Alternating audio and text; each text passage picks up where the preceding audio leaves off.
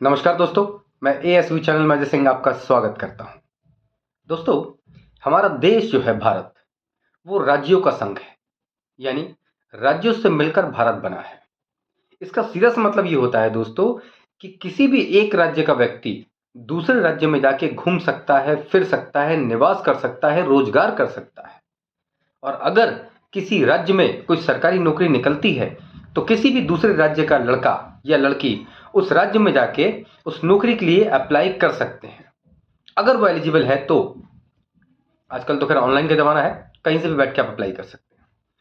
और अप्लाई करने को या किसी भी दूसरे राज्य के एग्जामिनेशन को फेस करने से आपको भारत की कोई ताकत नहीं रोक सकती, अगर आप एलिजिबल हैं तो। दोस्तों, आज मैं इस विषय पे बात सिर्फ इसलिए कर रहा हूं क्योंकि अभी 2 दिन पहले एक वीडियो वायरल हुआ है। उस वीडियो वायरल में दिखाया गया है कि बिहार के दानापुर के 2 लड़के जो कि पश्चिम बंगाल के सिलीगुड़ी में एक एसएससी जीडी का फिजिकल टेस्ट का पेपर देने गए थे, लेकिन वहां पे उनके साथ मारपीट कर दी गई। दोस्तों, एक्चुअली इसमें हुआ क्या कि बिहार के लड़के थे 2। बिहार में एक जगह है दानापुर, ये पटना से 20 किलोमीटर करीब पड़ता है।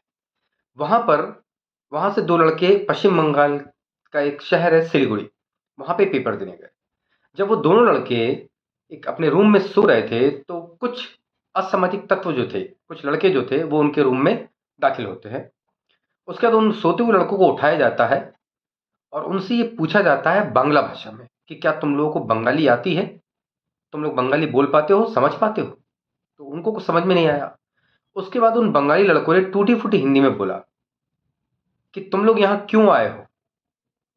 तो उन दोनों लड़कों ने ये कहा कि हमारा यहाँ पे एसएससी जीडी का फिजिकल टेस्ट का पेपर है, हम यही देने आए हैं और सिलीगुड़ी में कोई सेंटर हमको मिला है जहां हमें जाना है।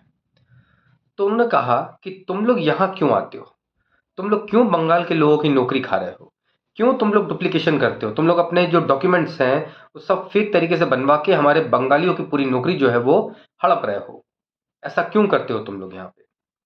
अब वो दोनों लड़के बेचारे घबरा गए। उन्होंने बोला कि भाई हमें तो, हमने पेपर दिया है, हम पास हुए, फिजिकल के लिए आए हुए हैं, हमारी क्या गलती है इसके अंदर? तो उन लड़कों को मारा पीटा गया, उनसे उठक बैठक लगवा ली गई और तो और उनको डराने धमकाने के लिए ये तक कह दिया गया कि हम पुलिस से आए हैं। जो वीडियो बना रहा था लड़का, वो कहता है कि हम पुलिस से हैं, मतलब हम पुलिस हैं। और उसके बाद एक उसने आईडी कार्ड भी दिखाया, जो कि उसने दिखाया नहीं, सिर्फ बोला। अब ये पुलिस के लोग नहीं थे, ये एक्चुअली एक संगठन है, बांग्ला पक्खो, उसके ये संगठन से जुड़े हुए मेंबर हैं। ये बाहरी लोग जो है, और खासकर बिहारी, इनको ये लोग मार पीट के वहां से भगा देते हैं कि तुम लोग क्यों दूसरी जगह से आके हमारे राज्य की नौकरी छीन रहे हो। दोस्तों, ये कौन सा तरीका होता है किसी भी जगह के व्यक्ति को मारने पीटने, उसको सरकारी नौकरी में शामिल होने से रोकने का?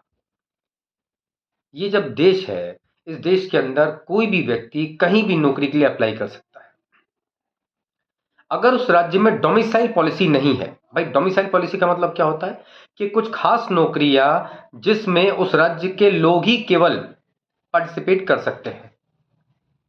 जब डोमिसाइल नहीं है तो कोई भी पार्टिसिपेट कर सकता है। मान लीजिए कि गुजरात में कोई नौकरी निकलती है और मैं मध्य प्रदेश का निवासी हूं, तो मैं उस गुजरात की नौकरी के लिए, अगर मैं एलिजिबल हूं उस पोस्ट के लिए, तो मैं उसको अप्लाई कर सकता हूं। अगर वहां पे डोमिसाइल नहीं है उस पोस्ट के लिए कि ये फला फला पोस्ट है और इसके लिए केवल गुजरात के लोग ही अप्लाई कर सकते हैं, अगर ऐसा है तो मैं अप्लाई नहीं कर सकता।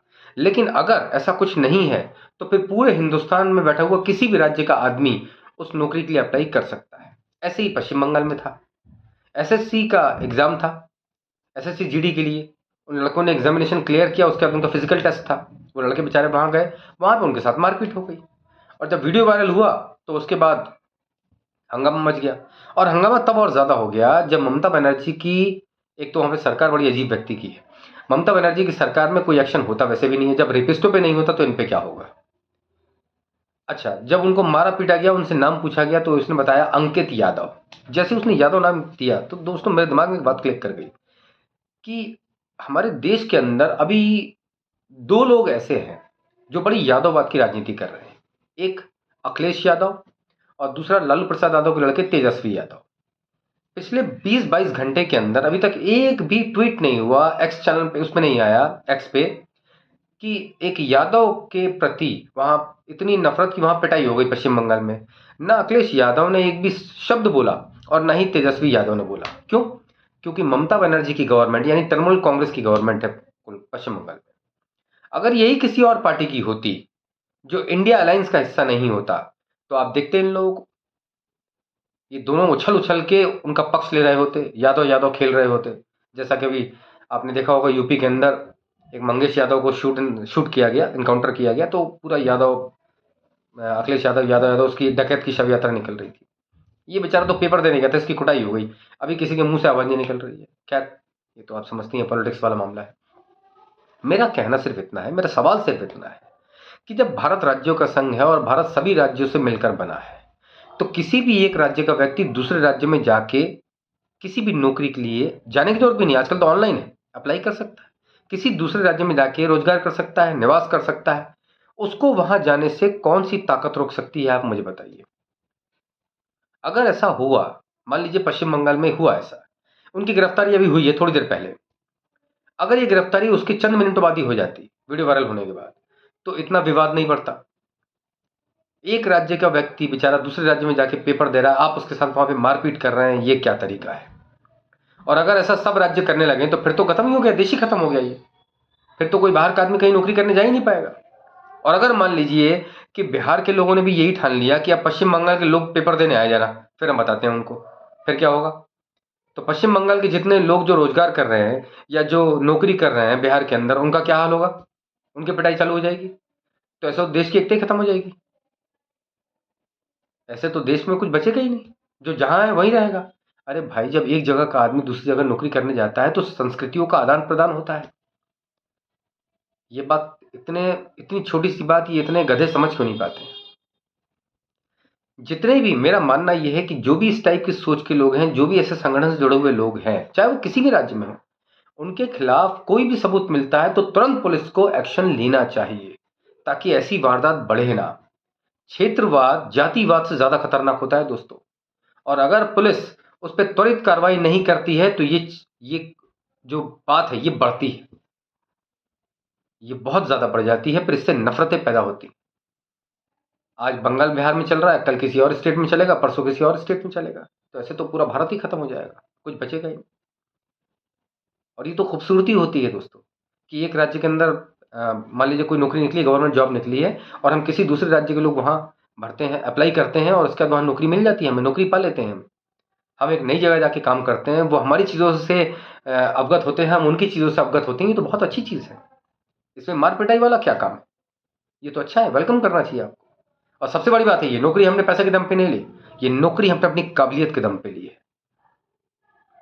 आप में काबिलियत है, आप ले लीजिए, हम में है, हमने ले ली, क्या दिक्कत है भाई? तो कम से कम ये सोचना चाहिए वहाँ के लोगों को और वहाँ की सरकार को कि अगर कुछ ऐसे लोग हैं आपके राज्य में जो इस तरीके का संगठन चलाते हैं तो उन्हें तुरंत रोकिए, वरना ये बात एक स्टेट से दूसरे स्टेट तक भी चली जाती है और इसके गंभीर परिणाम भुगतने पड़ते हैं। तो आगे मैं ममता बनर्जी से और पश्चिम बंगाल से ये उम्मीद करता हूँ कि आगे ऐसी कार्रवाई ना हो, ऐसा कोई भी संगठन जो है उसे बैन किया जाए, और ये जो लोग पकड़ा है इनके खिलाफ एक स्ट्रिक्ट एक्शन लिया जाए, ताकि आगे के लोगों को ये संदेश जाए कि ऐसा करने वालों के साथ इतना ही बुरा हाल होगा। दोस्तों, आज के लिए बस इतना ही, कल एक नए विषय पर मिलते हैं। बहुत बहुत धन्यवाद। भारत माता की जय। जय सिया राम।